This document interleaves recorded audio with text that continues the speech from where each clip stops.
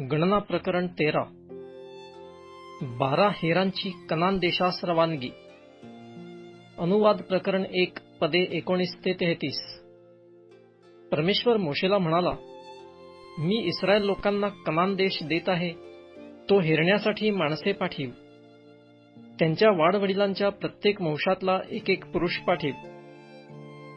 प्रत्येक जण त्यांच्यातला सरदार असावा. परमेश्वराच्या आज्ञेप्रमाणे मोशेने पारान रानातून त्यांना पाठविले. ते सगळे पुरुष इस्रायल लोकांचे प्रमुख होते.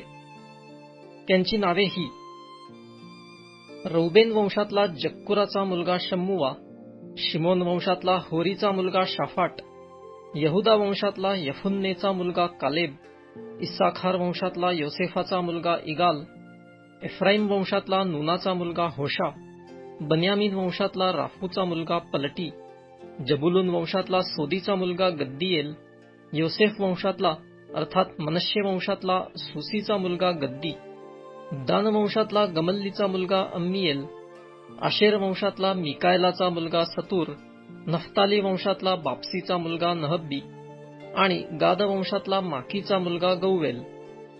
देश हेरावयाला मोशेने जे पुरुष पाठविले त्यांची नावे ही होती: नूनाचा मुलगा होशा, ह्याचे नाव मोशेने यहोशवा असे ठेविले. मोशेने त्यांना कनान देश हेरावयाला पाठविताना सांगितले की येथून नेगेब प्रांतावरून डोंगराळ प्रदेशात जा.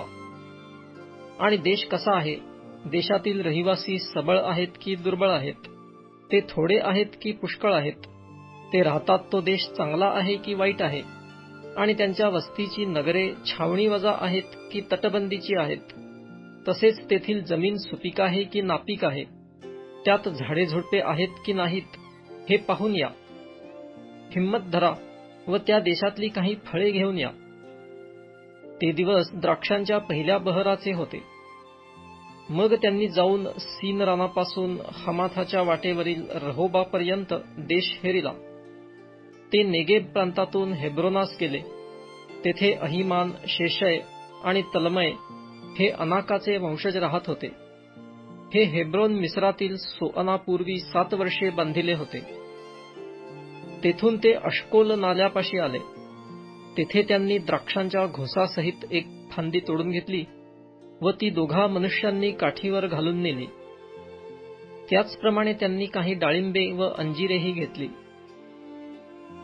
इस्रायल लोकांनी त्या ठिकाणचा द्राक्षांचा घोस तोडला, म्हणून त्यांचे नाव अश्कोल नाला असे पडले.